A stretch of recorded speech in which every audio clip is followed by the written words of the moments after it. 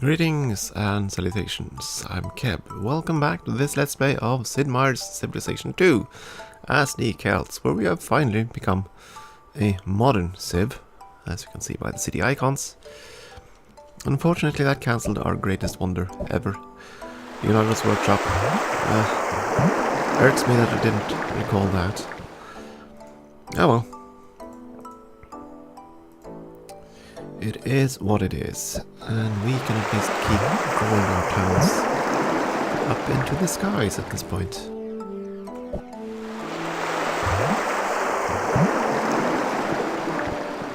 And we do that with happiness. Because they will grow. If the city is happy, and they'll grow. One pop per turn, and that's much faster than if you build food improvements. I could of course influence this by increasing luxury rates. But nah. And these folks are a bit unhappy. Build a Colosseum. Right, and you built your second unit. I'm still looking at going down towards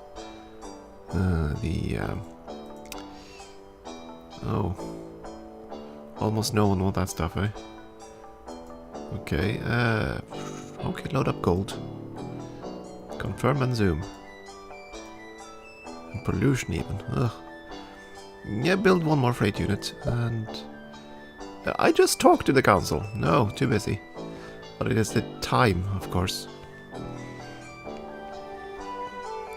1750, so it's an interval for when they want to talk. But I don't think they'll have much anything new to say. Just been one turn. Right. Again, I just checked it, but I'm gonna check it again. Supply and demand for gold. Because there were only two cities that wanted gold, Carmarthen and Abergavenny. And they are pretty much on this continent, so this one doesn't have to go anywhere else. Just go to Carmarthen, establish trade route.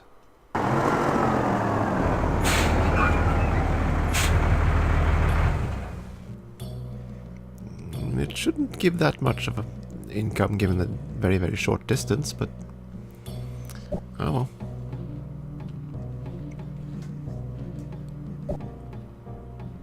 I'm not entirely sure if the supply and demand actually changes. I don't recall. I do not recall. Oh, right, you already railroaded that square. Drain the swamps.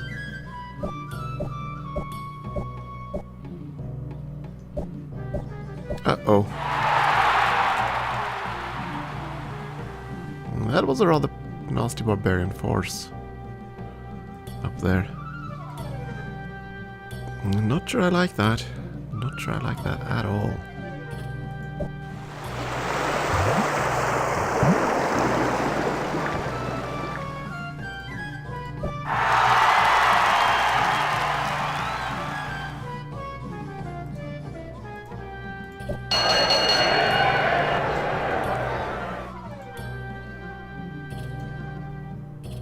Well, the court has its only +1 happiness really when or democracy, but that's fine.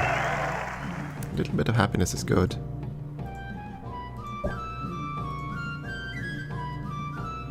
My concern now would be the oh, let's see, barbarians that showed up in the north. We need to deal with them.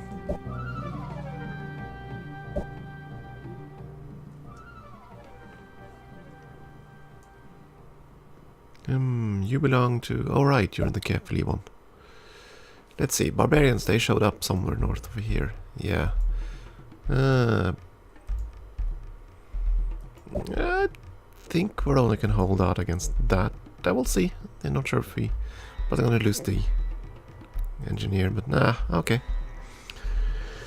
Bad things happen.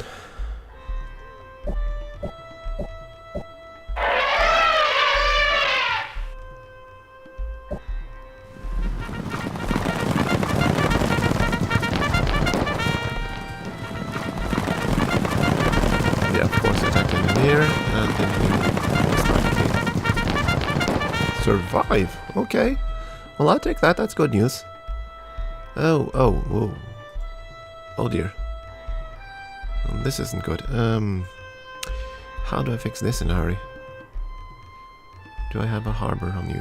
Don't think you have a harbor. Starving city, not good. Rush by that and I'll fix Turin next turn. And we discovered miniaturization. Ooh, circuit board. The offshore platform, yes, that's gonna be lovely.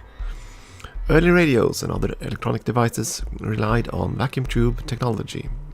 Because the tubes took up a great deal of space, that's an understatement, the devices that utilized them tended to be very bulky and cumbersome. In the late 1940s, the development of the transistor provided a compact alternative to vacuum tubes. Transistors were capable of achieving the same level of power amplification achieved by tubes, while taking up much less space and using only a fraction of the power. Starting in the 1960s, the integrated circuit provided still another level of miniaturization. An integrated circuit the size of a transistor could perform the function of 20 transistors. Today, the microprocessor, a modern refinement of the original integrated circuits, can incorporate the functions of several complete printed circuit boards into a single low-powered consumption chip less than 2 inches square, allowing for the construction of handheld computers with more computing power than the huge mainframes used in the 70s and 80s. And of course, by now, that's miniaturization keeps going at it. Now, what's the Moore's law, is it? That is, that computers increase in double in power every 18 months or so. And as far as I know, that still is still in effect, even when we're approaching the atomic level for integrated circuits. Yeah, we'll see. They always figure something out. But yeah, the vacuum tubes, they were... Yeah. A computer in 1940 would take up pretty much, I don't know, an aircraft hangar in size. Not exactly something for the average household. Yeah, well. Onwards. Let's see. Flight will disable the Colossus. I'm gonna go for it anyway.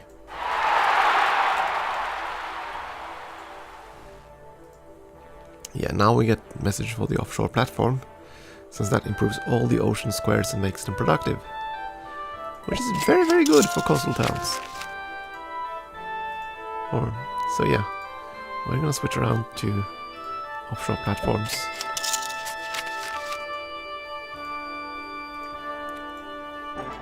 Wherever applicable. Yeah, you're gonna be... Yeah, that's okay, and that's all domestic cities. Yeah. Confirm and zoom. There we go. That's your last caravan.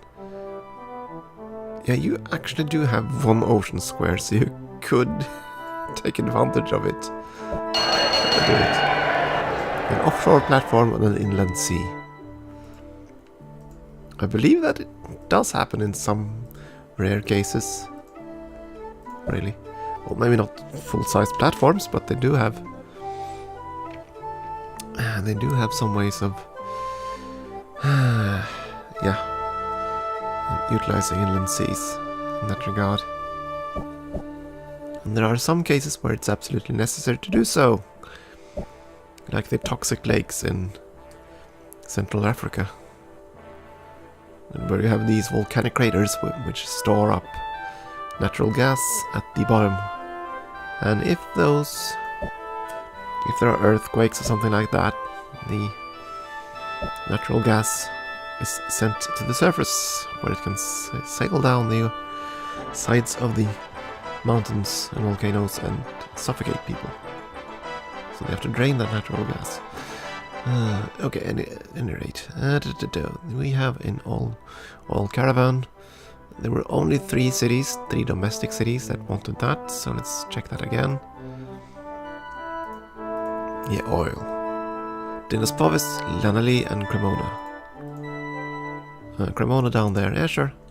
Not exactly a long trade route, but well, they want it, so.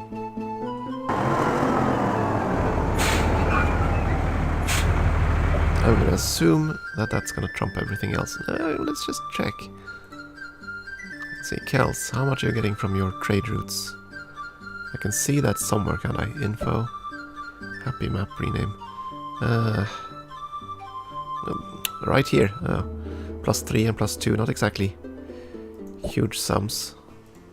And you were supposed to go down to the all the way down to the Mongol area. That's, was it here? Not there. Here. How am I gonna get there?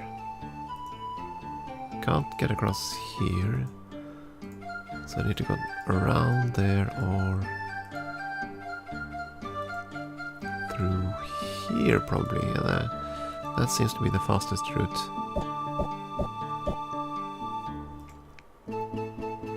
Still a pretty darn long one. I think my income has plummeted a bit. I might have to deal with that.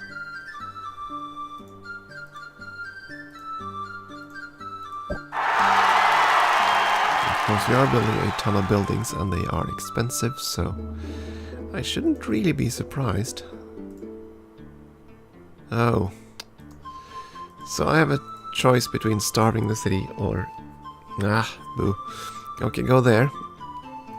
And we have to get the engineer to farm that square quickly.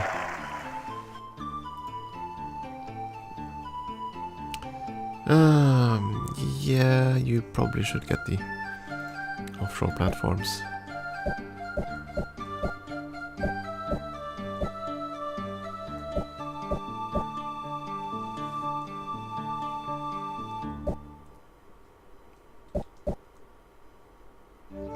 Students so farm that square, that should improve things considerably for you. Salamis, that's a new settler or a new engineer. Just make some quick roads, get some quick cash flow. Go there, we need more food.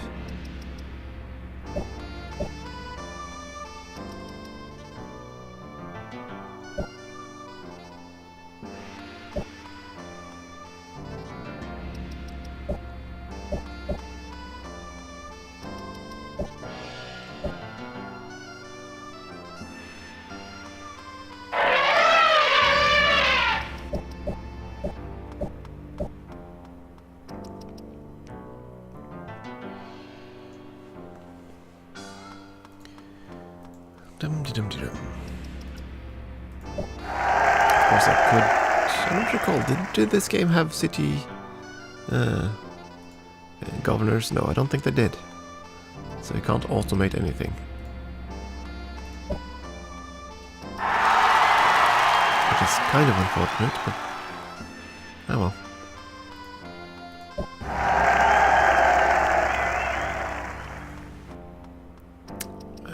You can't really take advantage of the offshore platform. Well, you have 2 inland seas. Why not? And finally, we can start improving the area around Capua.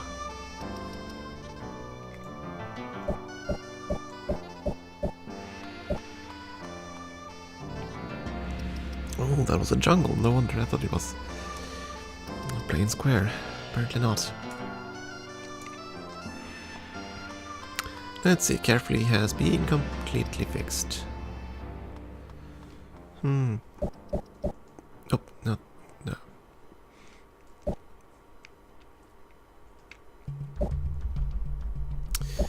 I kind of found it strange. You can actually, so you can irrigate off of ocean squares.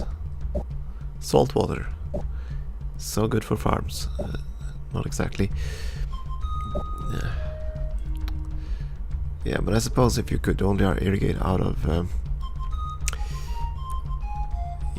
if you could only irrigate from inland or freshwater squares, it would be kind of difficult to make it viable. Yeah, we're gonna start improving the tundra. What was the key? Oh, okay. It's gonna take a long time though to terraform, but he has only tundra squares left, so why not? Ooh, another step here. Let's go with these columns.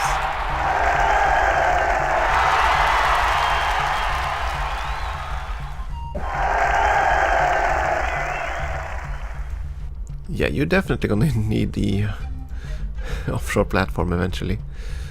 You know surplus growth. Let's change that around. And flight cancels the effect on the Colossus. Boo. The fighter. Ooh, which is this one? Is that the... Oh, F4F, is it? F4F Wildcat, is that it? Let's see, the idea of flight has tantalized humans since the dawn of time.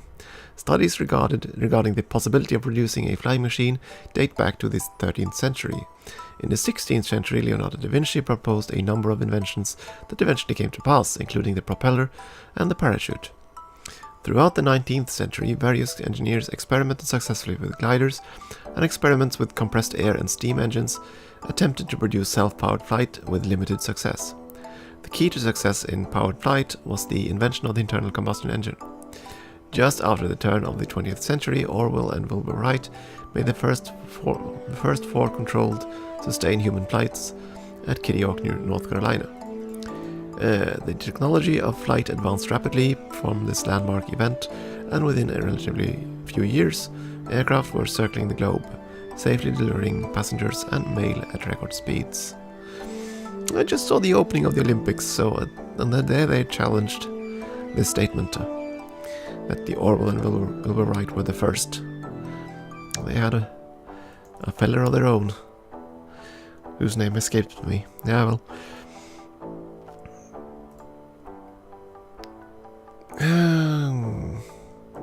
Yeah, I think we're gonna go with mass production, because something that reduces pollution would be kind of useful to our growing empire.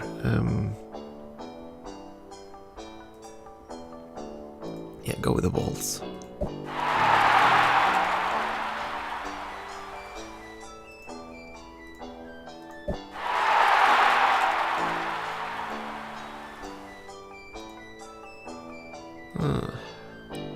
Yeah, sure, grab the supermarket if you're interested in doing that, we'll do that.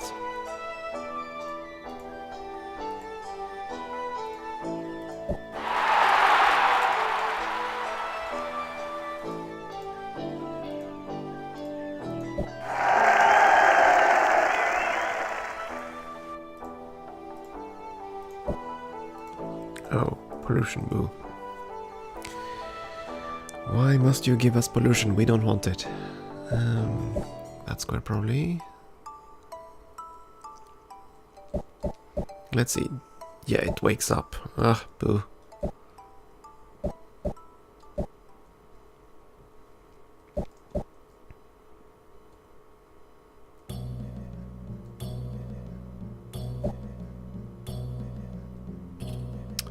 There was something I wanted to check. Yeah, the city view. Since in Civ 1 you got the city view every time you built the building, but here you have to click view. And it gives a very... Well, I honestly think it's kind of ugly view of the city. It's not the same, it doesn't have the charm of the first Civ. And I don't believe they kept this in any of the later Civs. Like so many other things. Though I suppose they're sort of getting that back in Civ 6 too, because of the districts. You basically get all the stuff on the map.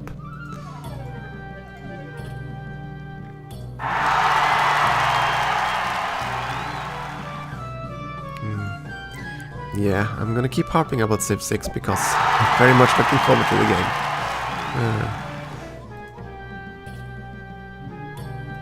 That's just how it is, and the population grows. Rather quickly too. And we are still sending this one down, all the way down to the Mongols. Dinos Powys, let's see, center.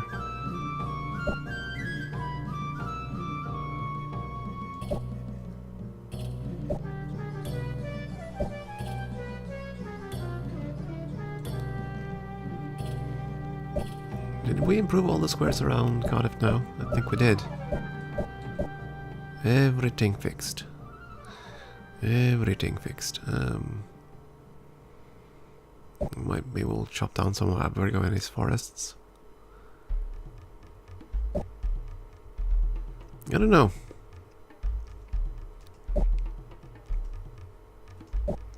And of course they sign a pact against me, because why not? I'm clearly the most evil.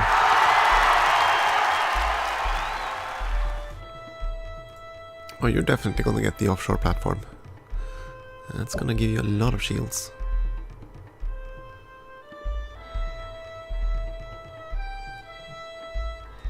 So let's see. At this point, do we want... No, we're gonna get the offshore platform, so we don't really need that much in terms of shields anymore for the coastal towns. So it's time to tear down the forests, I think. Let's see. A lot of barbarians there. You probably don't want to land right away. Kind of want to make sure that we can land safely.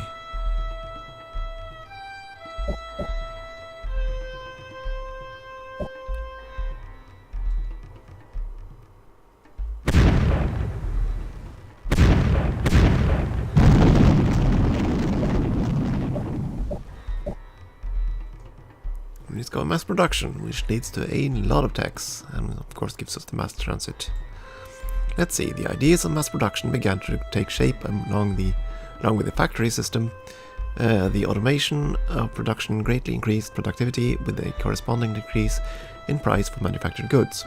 In 1913, automobile manufacturer Henry Ford introduced the idea of assembly lines in his automobile plants. Products being built were conveyed from one workstation to another along the line. At each station, a worker expertly repeated a discrete segment of the assembly process. The product then moved to the next station, and so on until the finished product rolled off the end of the line. This innovative combination of specialization of labor and the use of automation revolutionized production of complex goods. Word of Ford's assembly line technique spread quickly, and this production method soon came to be used in almost all the industrialized nations of the world. Yeah, well. And of course in our modern days we're almost shifting back to cottage industry because handcrafts are considered superior. At least in social standings. Yeah, excuse me. We are going to go with recycling, of all things. And I thought I fixed this. Okay, now I fixed it. There's another town that was also starving, unfortunately.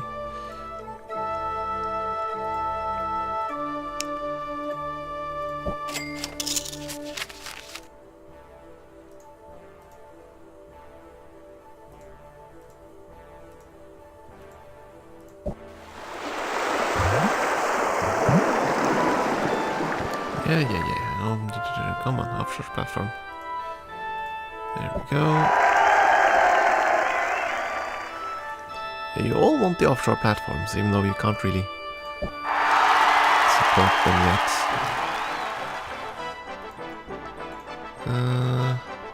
Go with mass transit, see if we can reduce the pollution a little bit.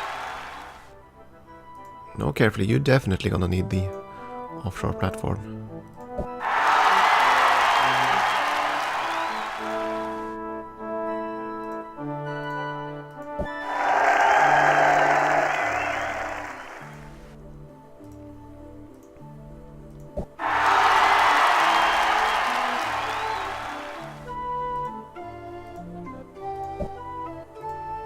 $25 billion. Yeah, population is growing rather rapidly now.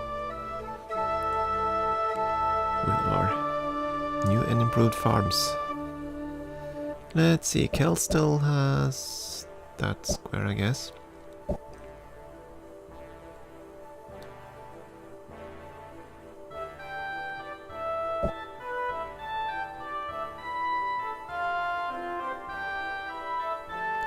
So let's see, barbarians are kind of all across that area.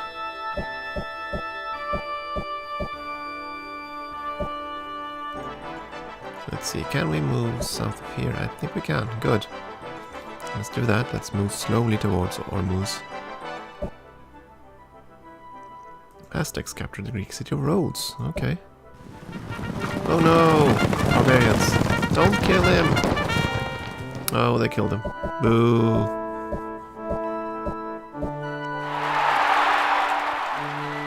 These darn barbarians.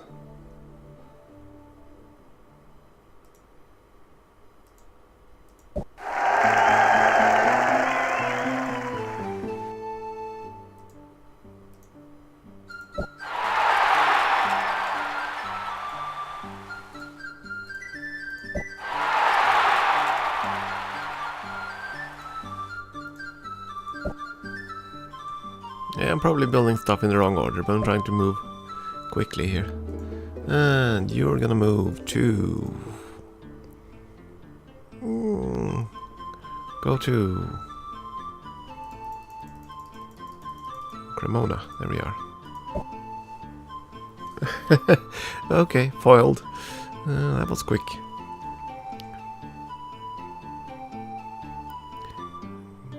Foiled again.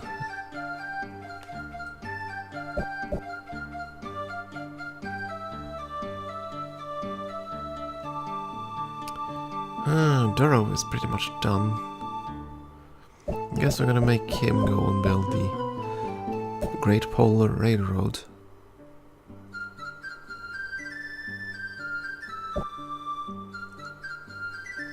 City of Rhodes. I wonder where that was. Must have been here somewhere. Yeah, it looks like it was up here. They were a bit forward with the settling, maybe. Right, the barbarians that destroyed our settler, or our engineer. I want you dead. For being insolent enough to attack me.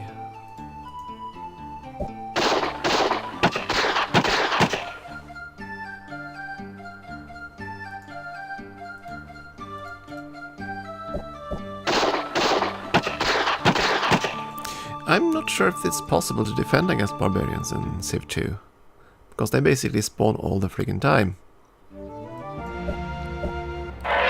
These coastal barbarians. It's not fog of war spawning, that sort of thing, so you can't really prevent it, I think.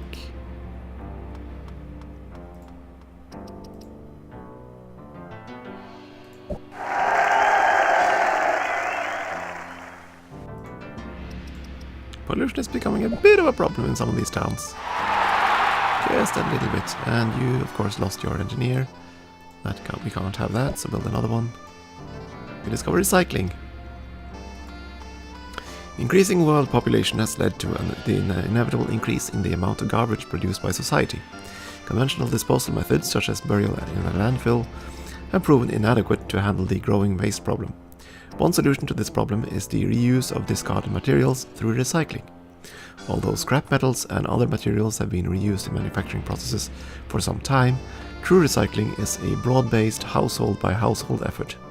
The increasing pollution generated by industry and consumerism, added to the depletion of natural resources, make the reuse of materials less a concern of efficiency and more as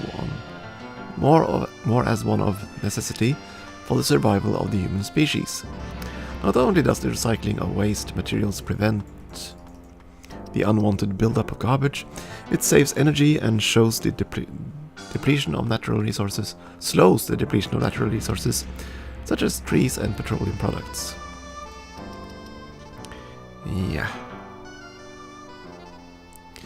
Growing population indeed. I believe it's still the case that there are more people alive today than there are people who have died throughout all of history. I believe that still holds true. I know it held true 20 years ago, but I think it still holds true. A lot of text. Let's go with computers. And just quickly bring these guys home again.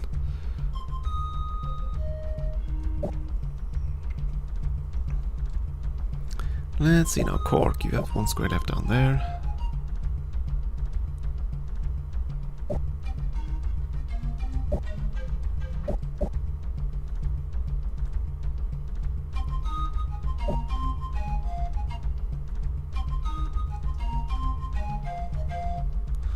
Of course I could automate the settlers, but I'm kind of fearful of doing that. I always get such awful results when I do that. So yeah, kind of hesitant. Okay, now you can go to Cremona, right? Don't have the Mongol transport blocking your route. Not exactly the route I would have chosen, but that's fine. And he's heading down to Ormuz, just to see if we're gonna get some more money out of that.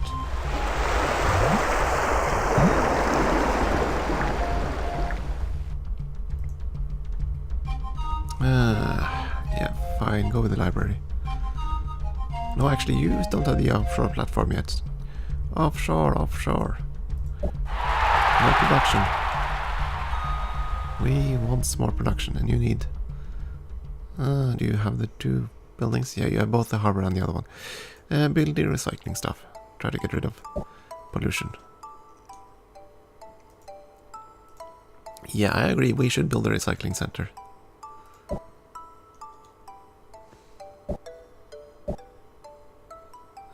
No, send him away. Is this still true? Cloth.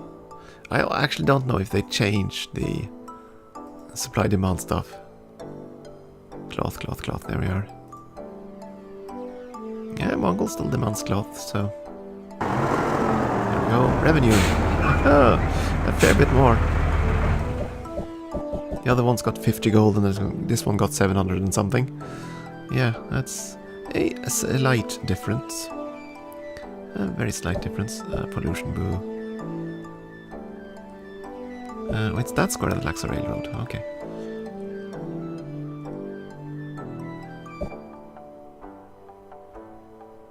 Oh, Tyrian. Let's cut down that forest, I guess. Camerthen, you still have this square to do. Dum-de-dum.